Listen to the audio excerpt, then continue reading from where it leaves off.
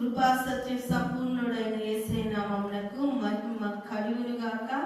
మన ప్రభువును మన రక్షకుడు యేసుక్రీస్తు నామములో శుభాభివందనాలు హెవెన్లీ లైఫ్ మినిస్ట్రీస్ తరపున తెలియజేస్తున్నామండి. మే మాసము 27వ తారీఖుకి మనల్ని సజీవులుగా ఉంచిన దేవాది దేవునికి మహిమ కలుగును గాక. పాడుకుంటూ దేవుణ్ణి ఆరాధన చేసుకున్నామండి. మహిమ ఘనతకు అర్హుడవు నీవే నా దైవము. మహిమ ఘనతకు అర్హుడవు నీవే నా దైవము. సృష్టికర్త ముక్తిదాత, సృష్టికర్త ముక్తిదాత, మస్తుతులకు పాత్రుడా.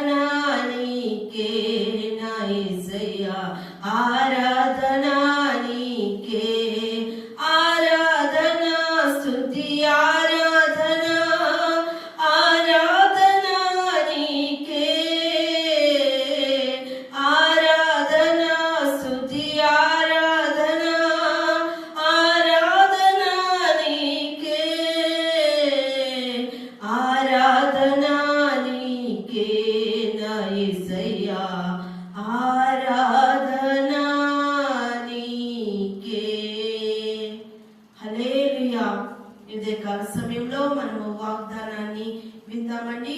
పాస్టర్ సాల్మన్ రాజు గారు వచ్చి వాగ్దానాన్ని మన మధ్య పంచుకుంటారు.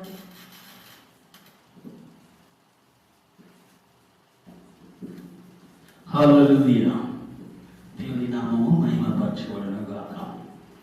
మరి 27వ దినమున మనమందరము వాక్యమును ధ్యానించుకుందాం. కీర్తన 91:13. ఈ మాట చదువుతున్నప్పుడు చాలా ఉత్సాహము మంచిగా కూడా వస్తుంటుంది. ఏంటంటే, నువ్వు సింహములను నాకు పాము తొక్కేదవు, కొదమ సింహములను భుజంగములను అనగదొక్కేదవు. హల్లెలూయా.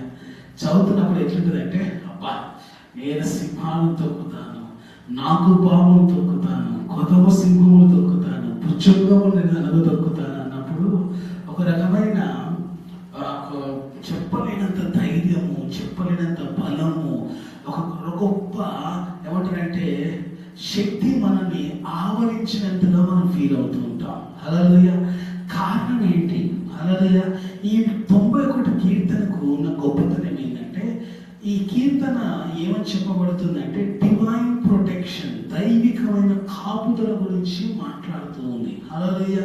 నీ జీవితంలో, నీ కుటుంబ జీవితంలో దేవుని దైవికమైన కాపుదల, దేవుడు ఎలాగ అనుగ్రహిస్తున్నాడో, ఎలాగ దాన్ని దయచేస్తున్నాడో తెలియపరిచే మాటలు ఇవన్నీ. మనం గమనిస్తే, మనం నిజంగా సింహాన్ని చూసినప్పుడు ఎవరన్నా వెళ్ళి దాంతో పలకరించడానికి కానీ, దానిపై దగ్గరగా చూడటానికి ఎవరన్నా ధైర్యం చేస్తారా? ఎవరునూ చేయరు. ఎందుకు? అది ఒక క్రూరమైన జంతువు. హల్లెలూయా. ఒక నాగుపాము చూసినప్పుడు మనం ఎవరైనా దగ్గరకు వెళ్తామా? దాన్ని చూడమని విషంతో కూడిన జంతువు. ఎందుకు? దాని దగ్గరకు వెళ్తే మనకు అపాయము, కీడు కలుగుతుందని. ఇక్కడ రాయబడిన మాటలు కూడా అవే. అంటే నువ్వు నాగపామును, సింహములను అణగదొక్కెదవు, భుజంగములను, కొదమసిములను అణచివేసేదవు అంటే నిజంగా కాదు. వాటి నుంచి వచ్చే కీడు, వాటి నుంచి వచ్చే ఆపద, వాటి నుంచి వచ్చే నష్టము రాకుండా నీకు దేవుడు అనగదొక్కే శక్తిని, వాటిని అణచివేసే శక్తిని దేవుడు నీకు ఇస్తూ ఉన్నాడు. ఆమె అంటే సింబాలిక్ గా చెప్పబడిన మాటలు ఇవన్నీ. హల్లెలూయా. నిజంగానే వెళ్ళి ప్రయత్నం చేశారు కొంపదీసి. నేను సంసోన్ అవుతాను, నేను వెళ్ళి సింహాన్ని చీల్చినట్టు సంసోన్ నేను కూడా సింహాన్ని చీల్స్తాను అంటే కుదరదు. అది సంసోనుకు మాత్రమే దేవుడు ఆ ధన్యత ఇచ్చాడు. దావీదు వాళ్ళని ఎలుగుబంటిని చీల్చినట్టు, గొర్రె పిల్లను ఎలుగుబంటి నోటిలో నుండి నేను బయటికి తీసినట్టు నేను వెళ్ళి తీస్తాను అంటే కుదరదు. దేవుడు దావీదుకి అభిషేకం ఇచ్చి, దేవుడు దావీదు ఆ సింహమును కానీ లేకపోతే ఆ ఎలుకబంటిని కానీ చీల్చడానికి దేవుడు శక్తి ఇచ్చాడు. కానీ అది శరీరక సంబంధమైన అభిషేకము, ఆ బలము దేవుడు వారికి ఇచ్చాడు, వారు చేయగలిగాడు. కానీ ఇక్కడ చెప్తుంది ఆత్మ సంబంధమైన సింహములను, నాగపాములను, భుజంగములను అణగదొక్కుతామని. అంటే ఆత్మ సంబంధమైన దురాత్మలను, ఆత్మ సంబంధమైన సాతాను శక్తులను, సాతాను ప్రభావమును, వాడి క్రియలను, వాడి ప్రభావమును అణగదొక్కుతామని మాట్లాడుతున్న మాట. ఒకసారి లూకాసు సువార్తకు వద్దాం. హల్లెలూయా. లూకాసు సువార్త మనందరికి తెలిసిన వాక్య భాగం. ఎన్నో అధ్యాయము? 10వ అధ్యాయం. ఆమేన్. హల్లెలూయా. ఎన్నో అధ్యాయం? 10వ అధ్యాయం. చదివితే ఇక్కడ ఒక మాట అంటున్నారు శిష్యులు.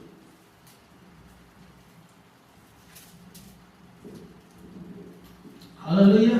చూద్దాం, ఆ వాక్యం చూద్దాం.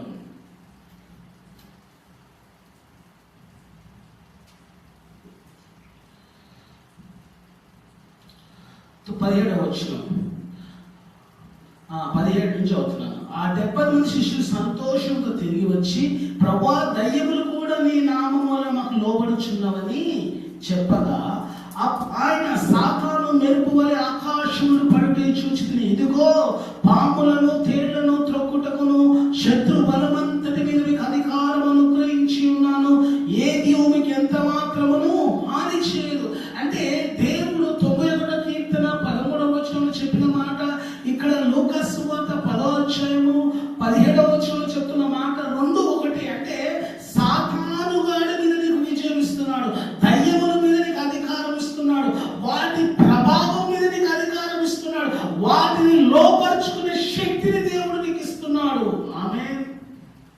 కాబట్టి నువ్వేం చేయాలి? వాటిని నీవు లోపరుచుకోవాలి. ఇప్పుడున్న పరిస్థితులు ఎలా ఉన్నాయంటే, క్రైస్తవుల పరిస్థితులు, క్రైస్తవులే దయ్యాలకు లోబడుతున్నారు, క్రైస్తవులే సాతానికి అప్పగించుకుంటున్నారు, క్రైస్తవులే వాడి శక్తికి ఏమైపోతున్నారు? లోబడిపోతున్నారు, వాడి శక్తికి అణగిపోతున్నారు. కానీ నీకు నేను అలా ఉండకూడదు. వాడి శక్తిని జయించాలి, వాడి ప్రభావాన్ని జయించాలి, వాడి కుయుక్తులను జయించాలి, వాడి క్రియలను జయించాలి, వాడు వేస్తున్న వలను, వాడు వేస్తున్న గానాలను తెంచివేయగలగాలి. అటువంటి శక్తిని దేవుడు నీకు నాకు అనుగ్రహించాడు. ఆమేన్. ఈ మాట ఆ విధంగా బోధిస్తుంది. హల్లెలూయా. ఈరోజు నువ్వు నేనేం చేయాలంటే సాతాను గాడిని, వాడి శక్తిని ఎదిరించగలగాలి. హల్లెలూయా. వాడి శక్తిని నీవు కృంగదీయగలగాలి, పడద్రోయగలగాలి. దేవుడు అంత బలమును, అంత శక్తిని నీకు ఇచ్చాడు, అంత అధికారం నాకు ఇచ్చాడు. సర్వాధికారం నాకు ఇవ్వబడింది అన్నాడు దేవుడు. అధికారము నీకు నాకు కూడా దేవుడు అనుగ్రహించాడు. నువ్వేం చేయాలి? యేసు క్రీస్తు నామములో ప్రతి సాతాను శక్తులను కూల్చివేస్తున్నానని ధైర్యంగా ప్రార్థన చేయగలగాలి, బలంతో ప్రార్థన చేయగలగాలి, విశ్వాసంతో ప్రార్థన చేయగలగాలి. ఎప్పుడైతే నీ కుటుంబంలో కుటుంబ సమస్యలతో బాధపడుతున్నావు, ఆర్థిక సమస్యలతో బాధపడుతున్నావు, లేకపోతే ఉద్యోగంలో సమస్యలతో బాధపడుతున్నావు, వాటన్నిటిని యేసు క్రీస్తు నామములో వాటన్నిటిని నేను వెళ్ళగొడుతున్నానని ధైర్యంగా ప్రకటించగలగాలి. అప్పుడు దేవుడు వాటన్నిటిలో నుండి నీకు విడుదల దయచేస్తాడు, వాటన్నిటిలో నుండి నీకు విజయం ఇస్తాడు దేవుడు. ఆమేన్. కాబట్టి ఏం చేద్దాం? ఈరోజు మొదలుకొని వాడి సైన్యమును మనమందరం కలిసి పోరాడి వాడి మీద విజయం పొందుకుందాం. దేవుడి మాటలు దీవించును గాక. ఆమేన్. ప్రార్థన చేద్దాం. పరిశుద్ధుడానికి వందనాలు చెల్లిస్తూ ఉన్నాం. ప్రభువా, నాకు సర్వాధికారం, నువ్వు సర్వాధికారం నాకు ఇవ్వబడిందని నువ్వు చెప్పి ఉన్నావు. అదే అధికారం మాకు ఇస్తున్నానన్నా ప్రభా. దయ్యములు మాకు లోబడతాయి ప్రభా. తండ్రి నీకు వందనాలు. దురాత్మలు మాకు లోబడతాయి ప్రభా. సాతాను వాడు తండ్రి సైన్యము మాకు లోబడుతుంది ప్రభా. వాడు తెస్తున్న సమస్యలు, వాడు తెస్తున్న ప్రభా తండ్రి ఇబ్బందులు, వాడు తెస్తున్న బాధలన్నిటినీ యేసు క్రీస్తు నామములో మేము దూరపరుస్తూ ఉన్నాం తండ్రి. వాడు కానీ, వాడి శక్తి కానీ, వాడి ప్రభావం కానీ మా మీద కానీ, మా కుటుంబాల మీద కానీ ఉండకుండా కాకని ప్రార్థన చేస్తూ ఉన్నాం. ఎవరైతే ఇంకా ప్రభా వాడి అధికారం కింద ఉన్నారో అధికారం నుండి దూరమైపోదు కాక, వారందరూ క్రీస్తు అధికారం కింద వచ్చింది కాక. వాడికి అధికారం అంతా నువ్వు లయపరిచి ఉన్నావు. వాడి శక్తిని అంతా ప్రభా నువ్వు దుర్వినియోగం చేసి ఉన్నావు. వాడి ప్రభావం అంతా ప్రభా నువ్వు తీసివేసి ఉన్నావు ప్రభా. వాడు శక్తిహీనుడై ఉన్నాడు. వాడు తల సిలువలో చితగొట్టబడి ప్రభా. వాడు కేవలం తోకను ఆడిస్తూ ప్రభా. తండ్రి నీకు వందనాలు ప్రభా. తండ్రి నీకు స్తుతులు చెల్లిస్తున్నాం ప్రభా. వాడు తండ్రి ప్రభా ఎవరిని మింగుదుమా అని తండ్రి ప్రభా తండ్రి గర్జించు సింహం వలె ప్రభా. వాడు తండ్రి ప్రభా బొబ్బలు పెడుతున్నాడు కానీ ఎవడునూ మింగలేడు ప్రభా. నిజమైన కొదమ సింహము నీవు తండ్రి. మేము ప్రభా యూదా గోత్రపు సింహానికి ప్రభా వారసులమైనాం తండ్రి. మేము ప్రభా వాడి మీద విజయం పొందుకొని ఈ లోకంలో ప్రభా అలాంటి వారిని ప్రభా ఇంకా వాడు పట్టుకొని పీడిస్తూ వాడి బంధకాల్లో ఉన్న వారిని విడిపించడానికి కావాల్సిన అభిషేకము, కావాల్సిన ప్రభా ఆ బలమును, శక్తిని మాకు దయచేయమని అడుగుతూ యేసు నామమున అడుగుచున్నాం తండ్రి. ఆమేన్. హల్లెలూయా. దేవుడు మనందరినీ దీవించును గాక.